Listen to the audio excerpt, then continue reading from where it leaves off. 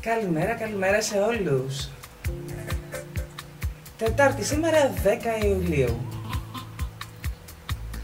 Είστε όλοι συντονισμένοι στο gingerradio.gr και ακούτε τη Μάρο Κανελάκη που είναι στο μικρόφωνο της εκπομπής.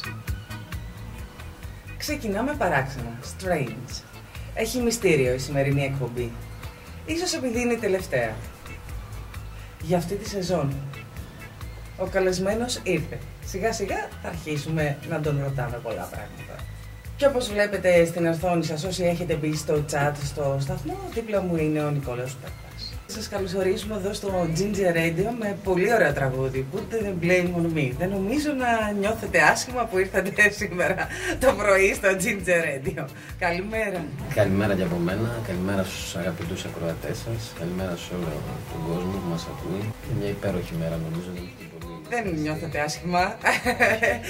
Είναι συνδυασμός τραγουδιού, λέω. Μπήκαμε σε αυτό το τραγούδι στις καλημέρες. Το τραγούδι είναι πάρα πολύ καλό και πολλές φορές δεν χρειάζεται να αναλύνω τους στίχους, αρκεί ο ρυθμός για να αισθανθούμε καλύτερα. Τέλεια. Είστε στο καλύτερο και στο κατάλληλο ραδιόφωνο, Ginger Radio, που είναι το τονωτικό σου. Είναι ακριβώς καλοκαιρινή και η ονομασία αλλά και η διάθεση. Πάντα. Και ας αρχίσουμε σιγά σιγά να μπαίνουμε στο θέμα. Όσον αφορά το Δήμο. Κάνατε μάλλον απεργία τη Δευτέρα, όλοι οι Δήμοι, όλοι της Ελλάδος. Τελικά, το αποτέλεσμα αυτής της απεργιακής κινητοποίησης. Μια απεργία δεν νομίζω ότι κρίνεται πάντοτε εκ του αποτελέσματος. Είναι και μια προσπάθεια αυτών που απεργούν ή που έχουν την πρωτοβουλία για να κατέβουν σε απεργία, να επικοινωνήσουν το πρόβλημά τους και να διαδηλώσουν με κάποιο τρόπο την κατάσταση στην οποία περιέρχονται μέσα από μια συγκεκριμένη διαδικασία μέτρων. Απεργία, αν δεν κάνω λάθος, υπάρχει και σήμερα από το υπηρεσιακό προσωπικό. Δεν ξέρω ποιος. Και ο Δήμος της Αθήνας κάνει. Γίνεται κατάληψη από την ΠΟΕ όταν στο Δήμο της Αθήνας. Μαθαίνω ότι είναι και σε διαδικασία κατάληψη πολλοί Δήμοι από τους υπαλλήλους. Όπως είπα και πριν, μια απεργία δεν κρίνεται πάντοτε από το αποτέλεσμά της, αλλά από το γεγονός το αν θα καταφέρουν αυτοί που απεργούν να κάνουν γνωστό και να επικοινωνήσουν το πρόβλημα για το οποίο απεργούν. Εν προκειμένου, αν μπορώ να προβλέψω την επόμενη ερώτησή σας, κύριε Κανελάκη, θα έλεγα ότι είναι μια πολύ δύσκολη περίοδος για όλους τους Έλληνες εργαζόμενους, κατά συνέπεια και για αυτούς που βρίσκονται στην τοπική αυτοδιοίκηση και πιο ειδικά αυτή τη στιγμή για τους υπαλλήλους δημοτικής αστυνομίας, οι οποίοι περιέρχονται σε ένα καθεστώς αβεβαιότητος. Στο δικό σας Δήμο πόσα άτομα βρίσκονται από αυτό το καθεστώς? Η δημοτική αστυνομία στο Δήμο Διονύσου είναι 14 άτομα. Ναι. Οι οποίοι υποθέτω θα επαχθούν από την ώρα που θα ψηφιστεί το επίμαχο νομοσχέδιο, υποθέτω ότι θα επαχθούν και αυτοί στη διαδικασία της μετάταξής τους στην ελληνική αστυνομία. Εντάξει, δεν είναι μεγάλο το ποσοστό στο δικό σας Δήμο, εδώ, στο Δήμο Διονύσου, 14 άτομα, αλλά και αυτά έχουν οικογένειες, έτσι δεν είναι?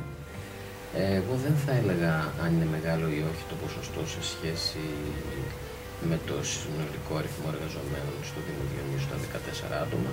Νομίζω ότι είναι αρκετά μεγάλο και αυτό το νούμερο. Θα έλεγα όμως ότι είναι άνθρωποι οι οποίοι προσελήφθησαν μέσα από διαδικασία ΣΕΠ, η οποία μέχρι σήμερα θεωρούσαμε ότι είναι η πιο ασφαλής και η πιο διασφαλισμένη περίπτωση εργασίας στο δημόσιο τομέα. Λοιπόν, βλέπω έναν ακροατή όπου λέει ο κύριος Αντιδήμαρχος θεωρεί σωστό το μέτρο μείωσης υπαλλήλων στους Δήμους. Είναι σωστό? Όπως είπα και πριν, όταν καταφέρατε στη συγχώνευση να κρατήσετε όταν έγινε ο Καλλικράτης κάποιους υπαλλήλους, έτσι δεν είναι?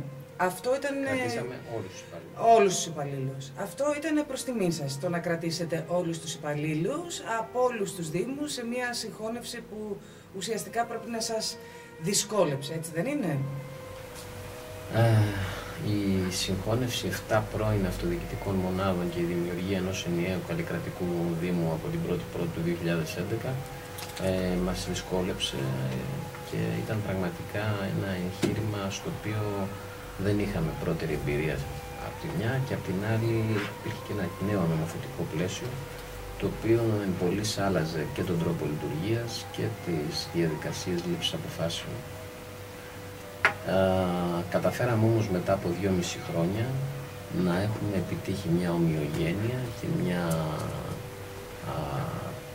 όσμωση και συναντήληψη μέσα στο Δήμο, και μιλάω όταν αναφέρομαι σε αυτό, αναφέρομαι στο υπηρεσιακό προσωπικό και στην αιρετή διοίκηση. Και μην ξεχνάμε ότι ο Δήμος Διονύσου είναι, αν θέλετε, η επιτομή της καλλικράτειας πραγματικότητας, υπό την έννοια ότι υπήρξαν δήμοι οι οποίοι παρέμειναν ως είχαν. Δηλαδή, να φέρω ένα πολύ απλό παράδειγμα, ο Δήμος Αμαρουσίου ήταν μόνος του και πριν, μόνος του και τώρα. Σωστά, στην περιοχή, ναι. Σωστά. Εμείς ήμασταν 7, όπως είπα και νωρίτερα. Και νομίζω ότι στο νομό Αττικής ήμασταν η δεύτερη πιο δύσκολη περίπτωση μετά το νόμο Δήμο Οροπείων, ο οποίος ήταν νέα και συνενώθησαν. Ποιες είναι αρχικά οι δυσκολίες, οι πρώτες δυσκολίες που αντιμετωπίσατε όταν έγινε ο Καλλικράτης σε αυτή τη συγχώνευση, εκτός από τους πολίτες ουσιαστικά, μάλλον τους υπαλλήλους που έπρεπε να κάνετε, τα άλλα προβλήματα που αντιμετωπίσατε, που είχατε να αντιμετωπίσετε και κατά τη διάρκεια της θητείας έχετε καταφέρει ένα μεγάλο ποσοστό? Το σημαντικότερο, πέρα από το να βρούμε μια κοινή συνισταμένη με το υπηρεσιακό προσωπικό, ήταν να μάθουμε και να απογράψουμε τι είναι ο κάθε Δήμος. Και ίσως είναι λίγο αδόκιμη η έκφραση τι είναι, αλλά θέλω με αυτό να περιγράψω το τι είχε κάθε Δήμος, το τι δεν είχε, το τι χρειαζόταν για να λειτουργήσει τουλάχιστον τους πολύ πρώτους μήνες. Κατά συνέπεια, ήταν το πιο δύσκολο κομμάτι, ήταν η απογραφή με όλη τη σημασία και την έννοια της λέξεως. Από εκεί και έπειτα, από την ώρα που καταφέραμε να συλλέξουμε στοιχεία, και για μένα όσο με αφορά το οικονομικό σκέλος, να μαζέψουμε το οικονομικό...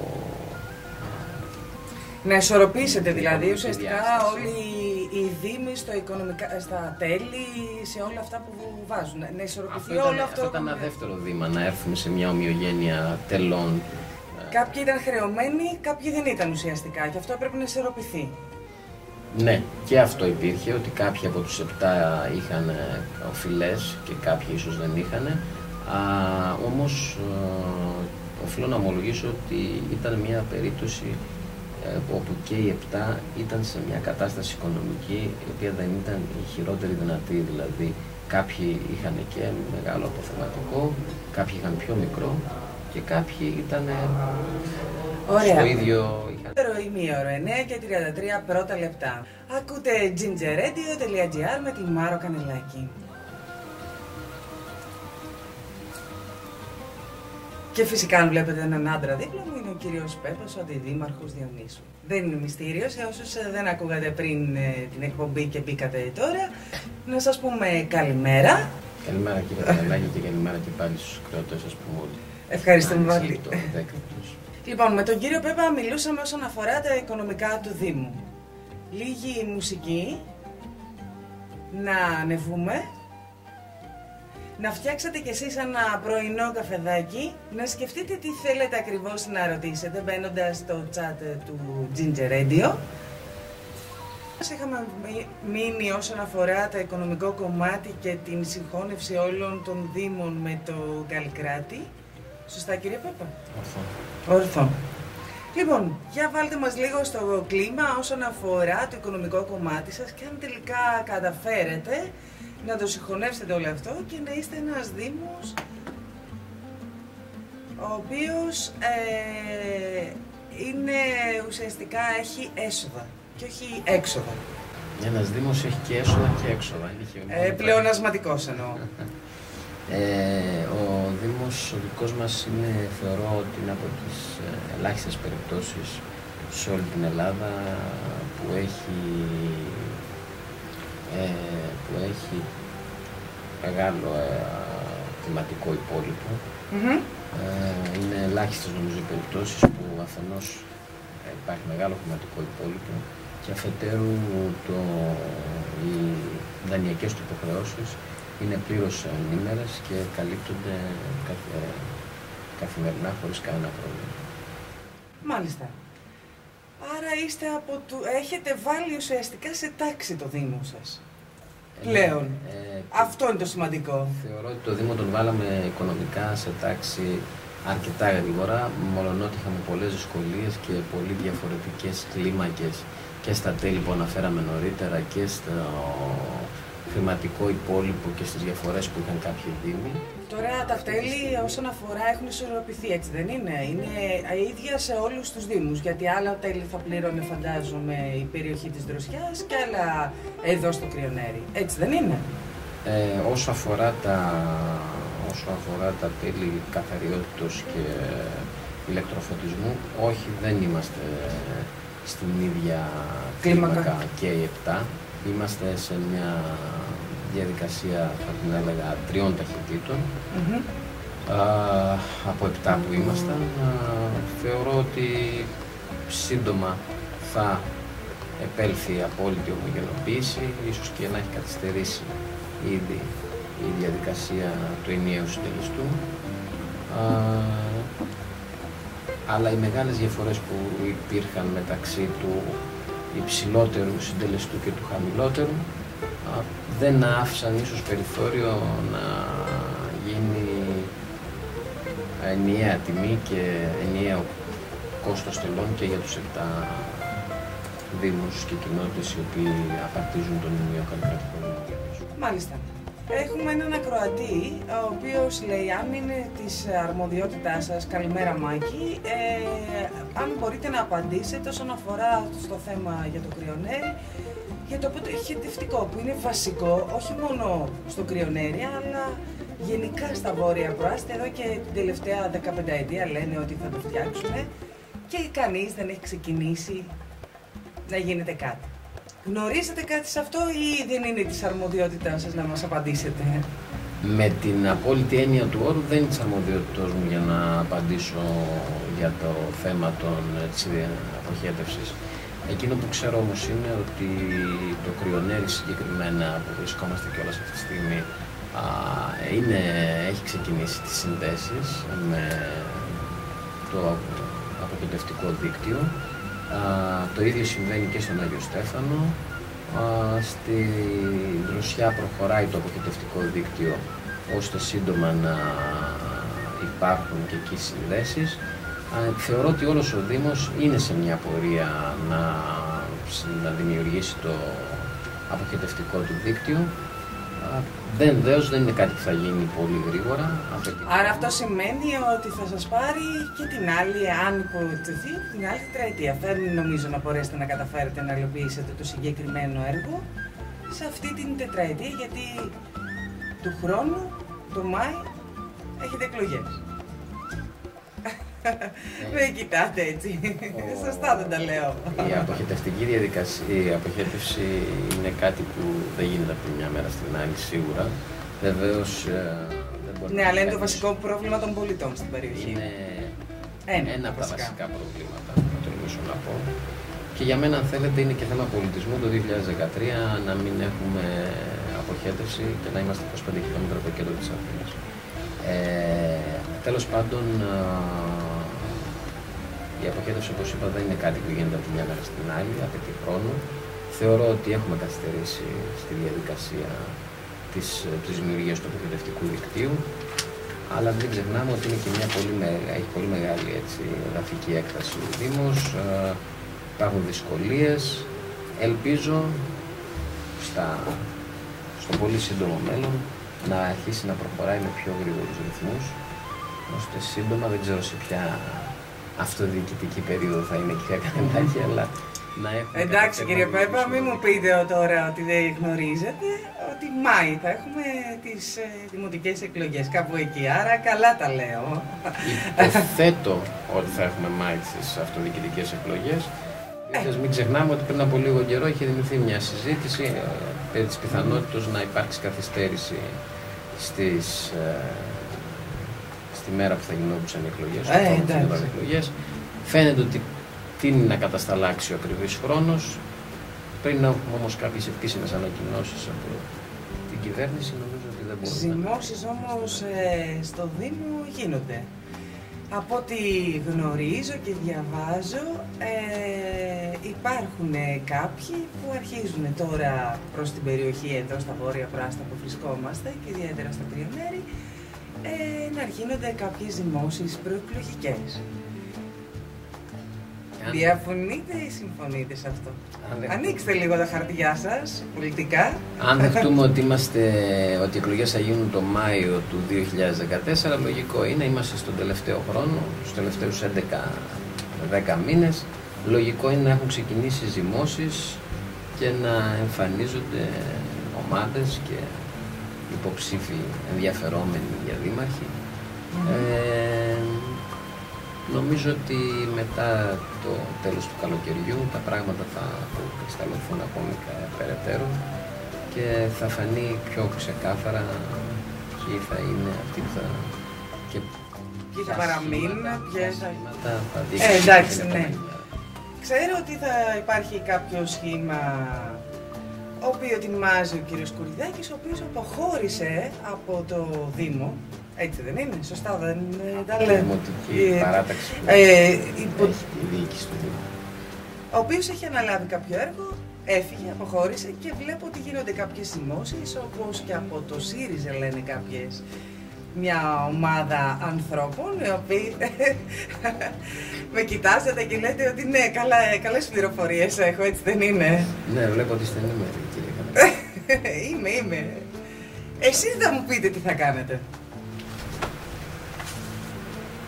Εγώ, κύριε Κανελάκη, δεδομένου ότι, όπως είναι γνωστό και από την προηγούμενη θητεία μου στην Ομαχιακή Αυτοδιοίκηση και από τη σημερινή στην καλλικράτεια πραγματικότητα, θα προσπαθήσω στη θέση που είμαι αυτή τη στιγμή και να προσφέρω το έργο που έχω συνηθίσει να προσφέρω, και από εκεί και έπειτα να είστε βέβαια ότι μόλις πλησιάσει ο χρόνος που θεωρώ εγώ ότι είναι δόκιμος, δεν θα φοβηθώ και την πρότασή μου να καταθέσω και να αναλάβω την όποια πρωτοβουλία θεωρώ εγώ ότι είναι η απαιτούμενη. Όποτε χρειάστηκε δεν δίστασα και να συμμετάσχω στα κοινά και να είστε βέβαιοι ότι και αυτή τη φορά και εσείς και οι ακροατές σας σύντομα θα καταθέσω την άποψή μου και το τι πρόκειται να κάνω. Κλειστά παραμένουν ακόμη τα χαρτιά βέβαια. Κατάθεση πρότασης, να πείτε την άποψή σας, κάτι ζυμώνεται, κάτι ετοιμάζεται. Άρα να περιμένουμε από Σεπτέμβρη ανακοίνωση. Ναι, βέβαια δεν πρέπει να ισχύσει η παροιμία που λέει ότι η μεγάλη καθυστέρηση δεν είναι πάντοτε προς όφελος, αλλά θεωρώ ότι ο Σεπτέμβριος είναι ο πιο κατάλληλος χρόνος. Και ένας μήνας καθοριστικός, για να ετοιμαστείτε ουσιαστικά για προεκλογική περίοδο. Για το να καταθέσει τα χαρτιά του και τις σκέψεις του και τις επιθυμίες του και τις προθέσεις του. Αν καταλάβατε καλά, την είδηση τη βγάλαμε. Περίπου όμως. Δεν την βγάλαμε εξ ολοκλήρου, αλλά ετοιμάζεται. Κάτι καινούριο. Σωστά. Εγώ δεν θα έλεγα αν ετοιμάζω εγώ προσωπικά κάτι καινούριο. Ετοιμάζεται είπα. Ναι, πολλά καινούργια. Δεν είπα ότι ετοιμάζεται κύριε Πέπα, ετοιμάζεται γενικά. Αυτή τη στιγμή ο κόσμος έχει άλλα να σκεφτεί και να κάνει. Σύντομα όμως, όπως σας είπα, δεν θα φοβηθώ να ξεκαθαρίσω και τις προθέσεις μου και τις απόψεις μου και να καταθέσω όποια πρόταση έχω. Εννοείται ότι ο κόσμος το έχει το μυαλό του στις καλοκαιρινές διακοπές. Αυτό εννοείται. Θα ήθελα να πιστεύω ότι και φέτος έχει το μυαλό του στις καλοκαιρινές διακοπές, δεδομένου ότι είμαστε στο μέσον του καλοκαιριού, ίσως στο μήνα που ξεκινάνε οι διακοπές. Εγώ θα ήθελα να συμβαίνει αυτό, αν και θεωρώ ότι μέσα στο γενικότερο κυκαιώνα προβλημάτων των οποίων αντιμετωπίζει ο Έλληνας πολίτης, οι διακοπές ίσως φέτος να έχουν περάσει λίγο σε δεύτερη μοίρα. Σε δεύτερη μοίρα. Νομίζω και εγώ ότι έχετε δίκιο, γιατί η οικονομική κρίση έχει πλήξει αρκετούς ανθρώπους. Έχουν βρεθεί πάρα πολλοί άνθρωποι από εκεί που ήταν καλά οικονομικά να δυσκολεύονται να τα βγάλουν πέρα και κάποιοι άλλοι να έχουν βρεθεί σε πολύ άσχημη οικονομική κατάσταση. Ελπίζω τα πράγματα, δεν ξέρω ποια είναι η άποψή σας, νομίζω ότι θα το συζητήσουμε μετά όσον αφορά την οικονομική κρίση. Λοιπόν, είμαστε στο gingerradio.gr. 3 λεπτά πριν το τέλος του δεύτερου ημίωρου. Ο χρόνος κυλά και ελπίζω να περνάτε ευχάριστα. Μαζί μου στη συντροφιά μου είναι ο Αντιδήμαρχος Διονύσου, ο κύριος Νικόλαος Πέπας. Σύμφωνα με το Guest 6751, αλλά θα προτιμούσα να ξέρουμε το όνομά σου. Αν σου είναι εύκολο, μπες και άλλαξε το όνομα και βάλει ένα ψευδόνυμο. Γιαρένη και Κοντάκι είναι οι ελπίδες μας για το μέλλον. Και πείστε, κύριε Πέπα, συμφωνείτε με τον ακροατή 6751 σε αυτά που λέει? Ο ακροατής σας αναφέρεται σε συγκεκριμένα ονόματα. Θεωρώ ότι και οι άλλοι 3 συνάδελφοι είναι πραγματικά ικανότατοι και παράγουν έργο. Εγώ δεν αισθάνομαι ποτέ τον εαυτό μου ότι είμαι η ελπίδα για το μέλλον. Δεν το βρίσκω αρκετά αυτό φιλόδοξο και εγωκεντρικό. Θεωρώ όμως ότι και οι 3 συνάδελφοι κάνουν πολύ καλά τη δουλειά τους και θα μπορέσουν και στο μέλλον να την κάνουν ακόμη καλύτερα. Προφανώς πιστεύω ότι ο ακροατής το αναφέρεται σε αυτό για λόγους ηλικιακούς. Σαφέστατα οι πιο μικρές ηλικίες προσεγγίζουν αλλιώς την πολιτική πραγματικότητα. Εγώ θα χαρώ πραγματικά όλοι μαζί να καταφέρουμε να κάνουμε κάτι για αυτό το Δήμο, το οποίο να βελτιώσει την καθημερινότητα. Λοιπόν, όσοι θέλετε και μας ακούτε αυτή την ώρα, μπορείτε να μπείτε στο chat και να υποβάλλετε τις ερωτήσεις στον Ανταδήμαρχο του Διονύσου, τον κύριο Πέπα. Εγώ φυσικά είχα μείνει στην ερώτηση όσον αφορά την οικονομική κρίση, τι βλέπει εκείνος, αν θα υπάρχει ανάπτυξη σε αυτή τη χώρα ή τελικά τα πράγματα θα δυσκολέψουν από τον Οκτώβριο και μετά. Τι λέτε, κύριε Πέπα? Υπάρχει γενική πεποίθηση ότι από τον Οκτώβριο και μετά πιθανώς να δημιουργηθούν περαιτέρω προβλήματα και νομίζω ότι εν πολύ σε αυτό είναι συνυφασμένο με τις γερμανικές εκλογές που θα διεξαχθούν, αν δεν κάνω λάθος, στις αρχές του φθινοπόρου. Ελπίζω και εύχομαι αυτή η παραγωγική που υπάρχει ότι τα πράγματα θα γίνουν έτσι δυσκολότερα από το φθινόπωρο να μην επιβεβαιωθεί, διότι ήδη η οικονομική δυσπραγία που έχει επέλθει στη πατρίδα μας είναι τέτοια που νομίζω ότι το παραπέρα θα είναι καταστροφικό. Στο Δήμο έχετε φτιάξει και ένα κοινωνικό παντοπολείο. Υπάρχει το φαινόμενο πλέον και ουσιαστικά στην περιοχή που θεωρείται εύπορη, δεν είναι όπως είναι το Κερατσίνι. Θεωρείται από τις εύπορες περιοχές, ανθρώπους που είχαν οικονομική ευμάρεια, να αντιμετωπίσουν τώρα και αρκετά οικονομικά προβλήματα. Σωστά? Σωστά. Φτιάξατε ένα κοινωνικό παντοπολείο και κάνετε και κάποιες άλλες ενέργειες ως Δήμο. Ναι. Έχει δημιουργηθεί το κοινωνικό παντοπολείο και έχουν δημιουργηθεί και είναι στη διαδικασία δημιουργίας και άλλες δομές παροχής υπηρεσιών προς το κοινωνικό σύνολο και στη συνεργασία με τους όμορους Δήμους Μαραθώνα και Οροπείων. Εύχομαι και ελπίζω να είναι επιτυχής αυτές οι δομές και οι διαδικασίες, γιατί όπως είπατε πολύ καλά και στο Δήμο μας υπάρχει αυτό το πρόβλημα και αν θα μου επιτρέψετε να κάνω από και μια προσέγγιση στο θέμα, πολιτική χωρίς κοινωνική ευαισθησία και διοίκηση χωρίς κοινωνική ευαισθησία δεν νομίζω ότι είναι επιτυχημένη πολιτική. Εγώ θα σας πάω και λίγο προσωπικά, στη δική σας ζωή, τι έχει αλλάξει όλο αυτό το χρονικό διάστημα και αν δεν έχει αλλάξει σε εσάς προσωπικά, αυτό που αντιμετωπίζετε ως άνθρωπος, τους πολίτες, ας βγάλουμε το πολιτικό κομμάτι, στην παρέα σας, στους φίλους σας, τα παράπονα τα οποία γίνονται και τι εισπράττετε από τον απλό πολίτη καθημερινά, γενικά. Γιατί όλοι εισπράττουμε μία γκρίνια, μία δυσαρέσκεια. Εσύ, σαν άνθρωπος, τι έχετε εισπράξει? Εκτός, είναι δύο σκέλη. Ναι, ξεκινώντας και από το προσωπικό επίπεδο, δεν θα ζούσα σε αυτή τη χώρα εάν δεν είχα κι εγώ υποστεί τις συνέπειες αυτής της κρίσης και αν δεν είχαν αλλάξει και οι ρυθμοί ζωής και η δική μου. Προφανώς κάθε μέρα αναγκαζόμαστε να προσαρμοζόμαστε σε ένα πιο έτσι, λιτό περιβάλλον και σε μια πιο λιτή διαδικασία και τρόπο ζωής.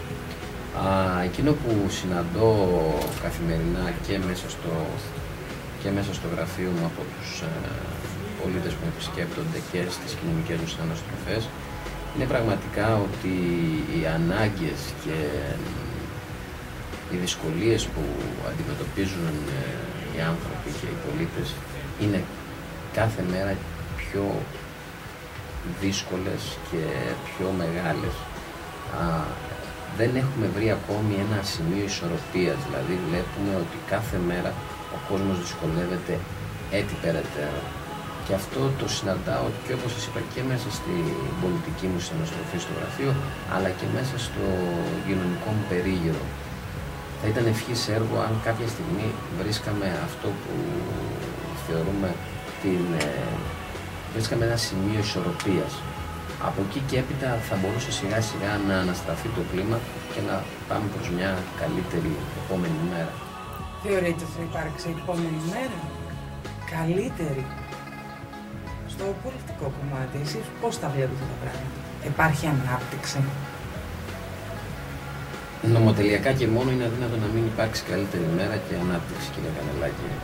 Θεωρώ λοιπόν ότι θα έρθει αυτή η καλύτερη μέρα και επειδή είμαι και φύση και θέση άνθρωπος μαχητικός και προσβλέπω στο καλύτερο, θεωρώ ότι θα υπάρξει. Μην με ζητήσετε όμως να σας απαντήσω το πότε θα συμβεί αυτό. Αυτό θεωρώ ότι είναι αποτέλεσμα και προϊόν διαφόρων παραγόντων και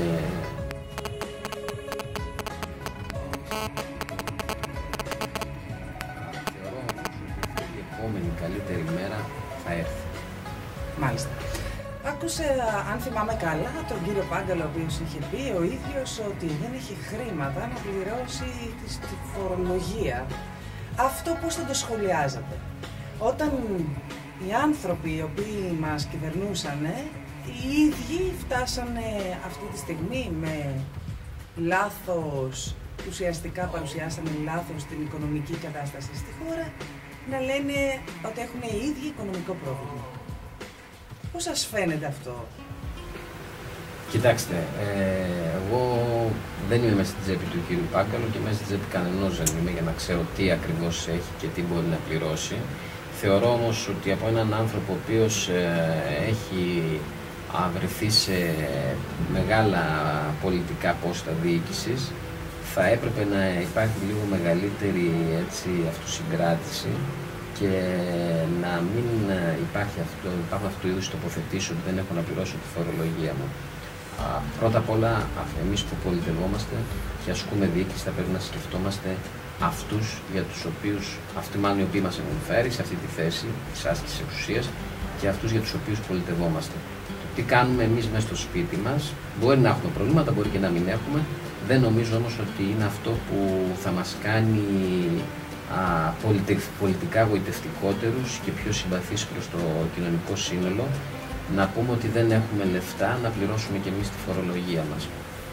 Αυτό ούτε μεγαλύτερη πολιτική αυτοπεποίθηση θα μας δώσει, ούτε και μεγαλύτερη πολιτική υπεραξία. Αγανακτήσατε όταν το ακούσατε? Από την μέρα που έμαθα να πολιτεύομαι, δυσκολεύομαι να αγανακτήσω, κυρία Κανελάκη, γιατί έχουμε πολλά περίεργα και συγκεκριμένα ο κύριος Πάγκαλος είναι ένας άνθρωπος που εκφράζεται πιο πολύ, νομίζω, παρορμητικά και λιγότερο μέσα από μια διαδικασία αυτοσυγκράτησης.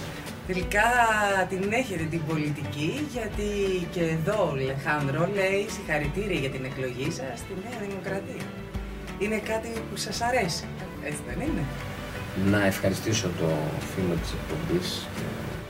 Αλεχάνδρο, σε ευχαριστούμε πάρα πολύ. Ήταν η επόμενη ερώτηση. Είναι πάρα πολλά τα θέματα που έχω βάλει. Έχω μια λίστα. Με ρωτάει ο κύριος Πέπα σήμερα το πρωιμάρο. Έχεις λίστα? Λέω, ερωτήσεων έχω. Όχι, δεν έχω, τα βγάζω από το μυαλό μου. Αλλά όλοι οι ακροατές με βοηθάτε. Ένα-ένα να τα θέσουμε. Και επίσης να ευχαριστήσω και κάποιους άλλους από τους ακροατές σας και κάποια κυρία η οποία μου δίνει τα συγχαρητήριά της. Πραγματικά τους ευχαριστώ όλους όσους έχουν μπει και μας ακούνε. Όχι μόνο για τα συγχαρητήρια, αλλά και γιατί διαθέτουν τον χρόνο τους και μας ακούνε. Να ασχολούνται μαζί μας. Για πείτε μου για την εκλογή σας τώρα στη Νέα Δημοκρατία, συγχαρητήρια φυσικά. Τα έχουμε πει διαζώσει αυτά, τα λέμε και ο νέα. Πολύ σύντομα να πω ότι στο τελευταίο συνέδριο που έγινε, το ένατο τακτικό συνέδριο που έγινε πριν από 10 μέρες, ήμουν υποψήφιος για την πολιτική επιτροπή της Νέας Δημοκρατίας και εξελέγει. Για μένα ήταν αποτέλεσμα μιας πορείας στον χώρο της συγκεκριμένης παράταξης που έχει ξεκινήσει από πολύ μικρή ηλικία.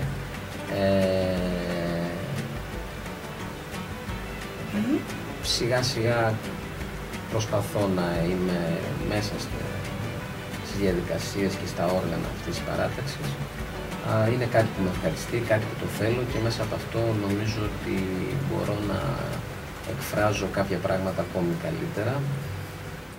Σας εμπνέει το κόμμα ή ο αρχηγός του κόμματος? Το κόμμα, η συγκεκριμένη παράταξη, προφανώς για να είμαι μέλος της και να είμαι ενεργό μέλος όλα αυτά τα χρόνια, αντιλαμβάνεστε ότι με εμπνέει. Σαφώς αυτή τη στιγμή όμως και ο κύριος Σαμαράς, ο Πρωθυπουργός, θεωρώ ότι καταβάλει μια υπερπροσπάθεια για να μπορέσουμε να υπερβούμε αυτή τη δυσκολία στην οποία έχουμε περιέλθει. Βεβαίως αυτή η προσπάθεια δεν είναι πάντοτε επιτυχής, μπορεί να έχουν υπάρξει κάποιες αστοχίες, αλλά δεν μπορούμε παρά να μην το αναγνωρίσουμε. Θα ήταν άδικο να μην το αναγνωρίσουμε πραγματικά αυτή την υπερπροσπάθεια την οποία καταβάλει και πολλές φορές υπό αντίξωες συνθήκες. Προσωπικά του εύχομαι βεβαίως το καλύτερο και θέλω να ελπίζω ότι θα το επιτύχει, γιατί όπως είπα και πριν η προσπάθεια που καταβάλει είναι τεράστια. Λοιπόν, όλο αυτό που έγινε με την ΕΡΤ, πιστεύετε ότι έβλαψε το προφίλ του Αντώνη Σαμαρά? Κωνσταντίνε μου, είσαι ακριβώς το ίδιο. Θα ρωτούσα για την ΕΡΤ και το κλείσιμο και όσον αφορά τώρα και τις 12.500 ανθρώπους που θα απολυθούν, αν αυτό θα χαλάσει ουσιαστικά το προφίλ και θα έχουμε κάποιες ουσιαστικά κινητοποιήσεις, εξηγέρσεις από ανθρώπους. Γιατί αυτό ουσιαστικά δεν είναι καλό. Τόσο μεγάλες αποφάσεις όταν λαμβάνονται και τέτοιες ενέργειες όπως το περιγράφει και ο φίλος μας, το κλείσιμο του κρατικού ραδιοτηλεοπτικού φορέα, δεν μπορεί να είναι μονοσήμαντο. Σαφέστατα και θα βλάψει και θα κάνει και καλό.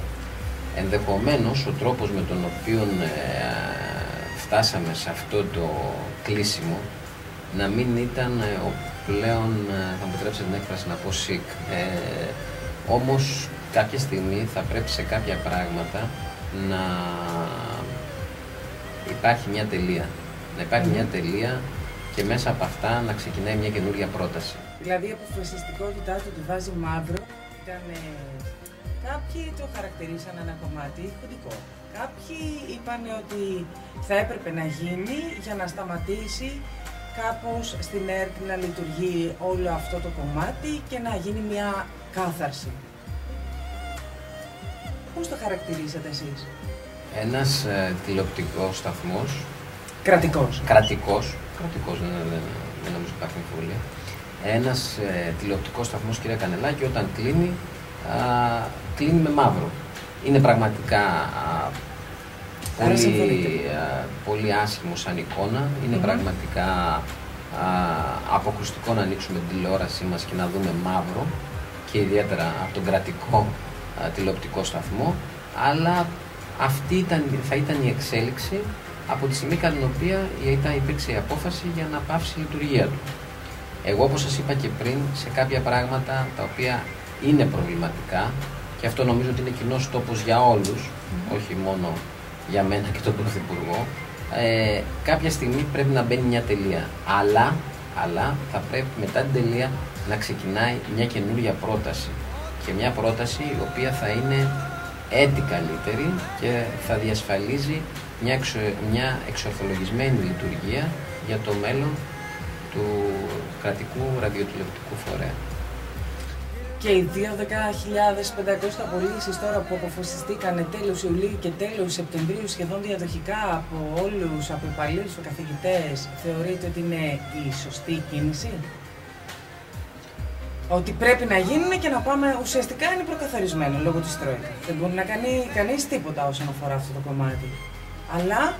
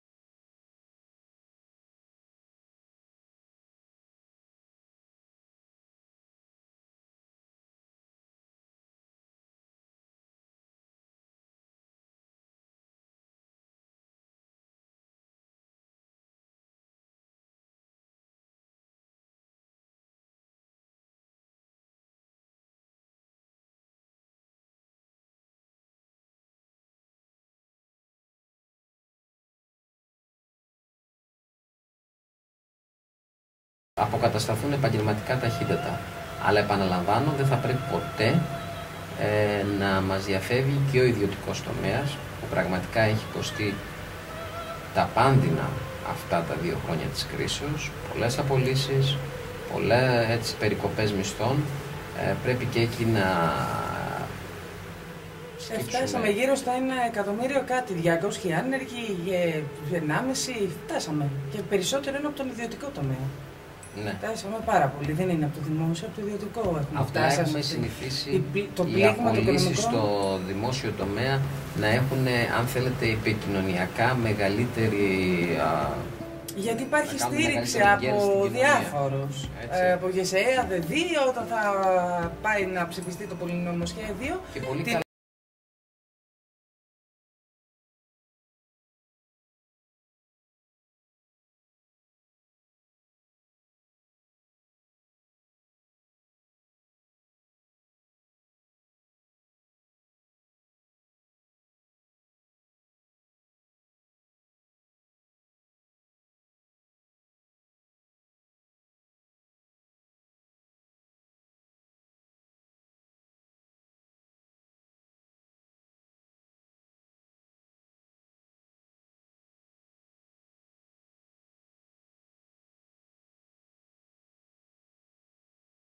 Με επιβεβαιώνεται με το πιο ενθουσιώδη τρόπο όταν είπα νωρίτερα ότι δεν πρέπει να ξεχνούμε πρώτος εγώ και τους συμφωνώ απόλυτα στον ιδιωτικό τομέα.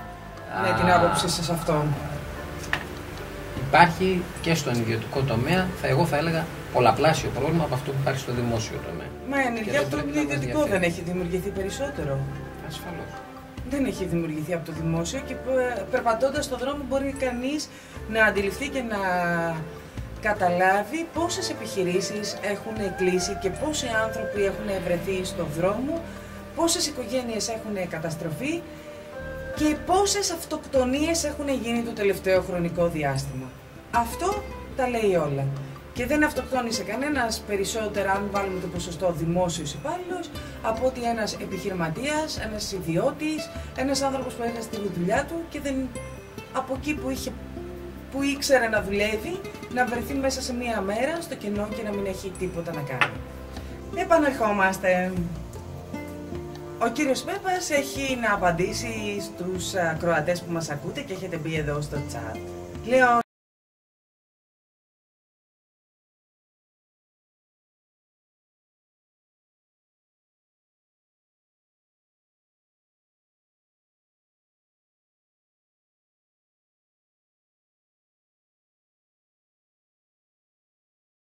τύπου δικτακτορίας και εννοεί όσον αφορά την ΕΡΤ. Είναι αυτό που λέγαμε. Και είναι η ερώτηση που θέτει προς εσάς, κύριε Πέπα. Δυστυχώς η κατάρα της πολιτικής διαχείρισης στην Ελλάδα είναι το πολιτικό κόστος. Επειδή η ακροάτρια μιλάει για μια τελεία που θα έπρεπε να μπει στα ρουσφέτια και στις όποιες έτσι ικανοποιήσεις ετοιμάτων υπάρχουν από πολίτες προς το εκάστοτε πολιτικό επικεφαλής σε ένα χώρο, θα έλεγα ότι αυτό είναι και η κατάρα της πολιτικής στην Ελλάδα, ότι το πολιτικό κόστος πολλές φορές επιλέγουμε να ικανοποιήσουμε ένα αίτημα προκειμένου να υπάρχει μια καλύτερη σχέση με τους πολίτες που μας προσεγγίζουν. Εγώ θεωρώ... Είναι πελατειακό αυτό το κράτος. Θεωρώ ότι είναι πολύ σωστή η παρατήρηση της ακροάτριάς σας, κύριε Κανελάκη, διότι θα πρέπει κάποια στιγμή να τελειώσει η αρχή του ενός και να μπούμε σε μια αρχή του συνόλου και στην ικανοποίηση ευρύτερων αιτημάτων και στην ικανοποίηση όλου του κοινωνικού συνόλου. Αξιοκρατικά. Αξιοκρατικά. Πάντα αξιοκρατικά. Χαίρομαι που το σκέφτεστε έτσι, αλλά νομίζω ότι κάποιοι είχαν εκπαιδευτεί και κάποιες γενναίες έχουν εκπαιδευτεί να υπάρχει αυτό το κομμάτι του ρουσφετιού ανάμεσα στους πολίτες και στους πολιτικούς. Σαν μια τύπου εκπαίδευση, ας το πούμε, γιατί πάντα στο μυαλό μας, ως Έλληνες, στο παρελθόν, είχαμε ότι αν δεν κάνεις ρουσφέτη, αν δεν δώσεις το φακελάκι στο γιατρό, δεν πας πουθενά και δεν κάνεις τίποτα σε αυτή τη χώρα. Μη μου πείτε ότι δεν ισχύει ή δεν το είχαμε όλοι στο μυαλό μας ή ένα μεγάλο ποσοστό. Δυστυχώς αυτή είναι μια νοοτροπία πολλών ετών που έχει παγιωθεί στη χώρα μας και εύχομαι και μέσα από την κρίση και αυτή η νοοτροπία και αυτή η διαδικασία να φύγει από πάνω μας, να μπορέσουμε πλέον να λειτουργήσουμε πιο ξεκάθαρα και πιο χωρίς να υπάρχει το κίνητρο της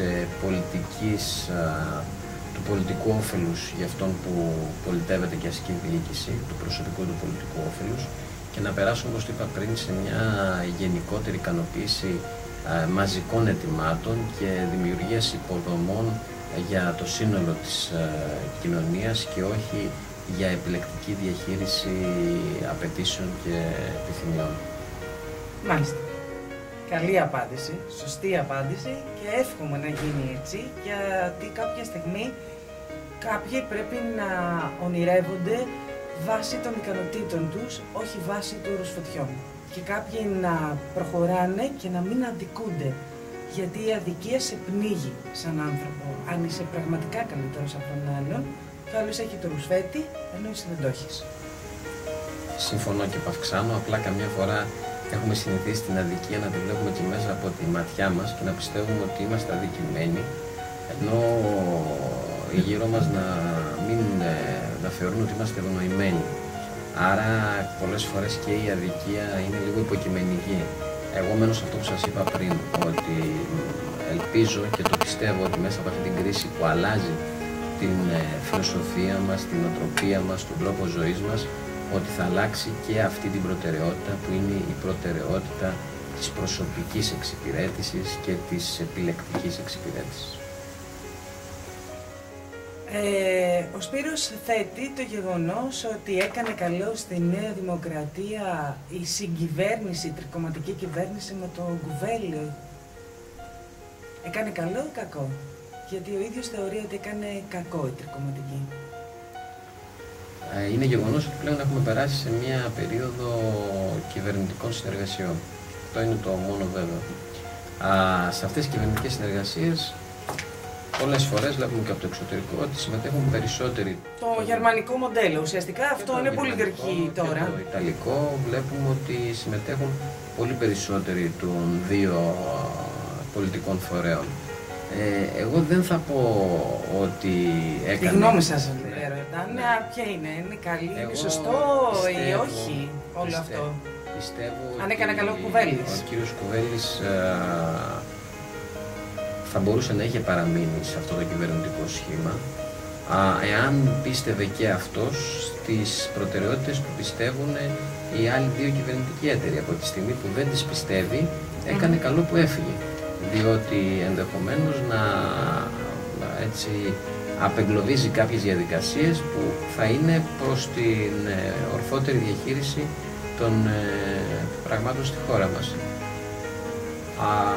Κάθε ένας που δεν πιστεύει κάτι, σε όποιο επίπεδο και να συζητούμε, κύριε Κανελάκη, καλό είναι αν δεν το πιστεύεις, να αποχωρεί. Έτσι, είτε αυτό αφορά την κυβέρνηση, είτε αφορά τη δουλειά μας, είτε αφορά τα προσωπικά μας. Έτσι, όταν κάτι δεν μας αρέσει, δεν είναι απαραίτητο να συμβιβαζόμαστε, γιατί διαμέσου του συμβιβασμού καθυστερούμε μια γενικότερη εξέλιξη που δεν έχει να κάνει μόνο με τον εαυτό μας, έχει να κάνει και με τους γύρω μας. Λοιπόν, η τελευταία ερώτηση που έχω να θέσω εγώ στον κύριο Πέπα είναι όσον αφορά το συνέδριο που ετοιμάζει ο κύριος Τσίπρας και το κάλεσμα όλων των πολιτικών κομμάτων πλην τη Χρυσής Αυγής. Ποια είναι η γνώμη σας τώρα σε όλο αυτό? Θα καταφέρει ο κύριος Τσίπρας σε αυτό το κάλεσμα, το ενωτικό όπως βλέπει? Το πολυαναμενόμενο συνέδριο του φορέα στον οποίο ηγείται ο κύριος Τσίπρας θεωρώ ότι είναι σημαντικό. Το γεγονός ότι δεν καλεί τη Χρυσή Αυγή δεν μου κάνει κάποια εντύπωση, υπό την έννοια ότι ούτε η Νέα Δημοκρατία κάλεσε τη Χρυσή Αυγή στο συνέδριο που έκανε. Το θεωρώ καθόλου φυσιολογικό και αναμενόμενο.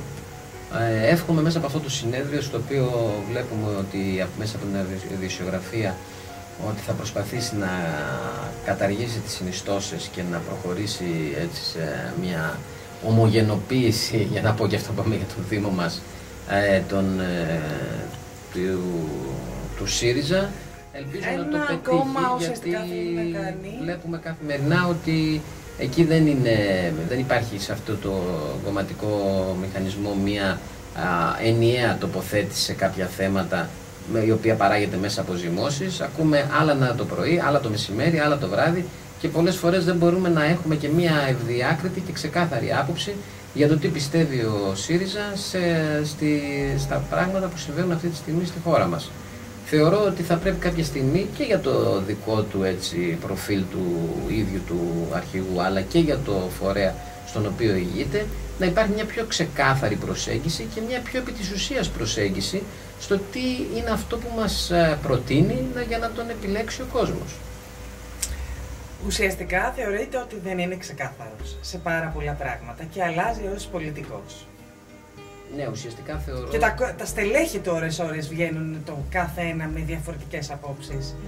Το έχουμε δει σε διάφορα τηλεοπτικά παράθυρα. Άλλα λένε το πρωί, άλλα λέει ο ένας, άλλα λέει... Δεν υπάρχει μια πολιτική γραμμή ίδια σε αυτό το κόμμα, μέχρι στιγμής. Έχω πολύ μεγάλη απορία να δω ποια θα βγει τελικά μέσα από αυτό το συνέδριο, μια κοινή γραμμή και μια κοινή συνιστόσα, για να θα καταλήξουν πάλι στην έκφραση των πολλαπλών έτσι, απόψεων και συνιστοσών. Βλέπουμε όμως ότι και στα μείζωνα προβλήματα που απασχολούν αυτή τη στιγμή την πατρίδα μας και γενικότερα στην κρίση, δεν μας προτείνει τι είναι αυτό που θα έκαναν αυτοί, εάν και εφόσον είχαν την δυνατότητα της διακυβέρνησης της πατρίδας. Βλέπουμε μια ευμεταβλητότητα στις απόψεις τους, μια αχλή η οποία καλύπτει τις απόψεις τους. Τη μια φορά θέλουμε να είμαστε εκεί με τον χωροφύλακα και με τον αστιφύλακα. Αυτό δεν γίνεται, κυρία Κανελάκη, όταν συζητούμε για τόσο σοβαρά θέματα. Έτσι. Να έμειναν πάντα και πάνω απ' όλα ευχαριστημένοι οι ακροατές μας, οι ακροατές σας, γιατί εμένα δεν είναι ακροατές μου, είναι του σταθμού σας και εσάς προσωπικά. Ελπίζω να μείνουν ευχαριστημένοι. Δεν έχω και πολύ μεγάλη εμπειρία στη ραδιοφωνική επικοινωνία. Προσπάθησα να απαντήσω κατά το δυνατόν και στις δικές σας ερωτήσεις και στα ερωτήματα που έθεσαν οι ακροατές μας.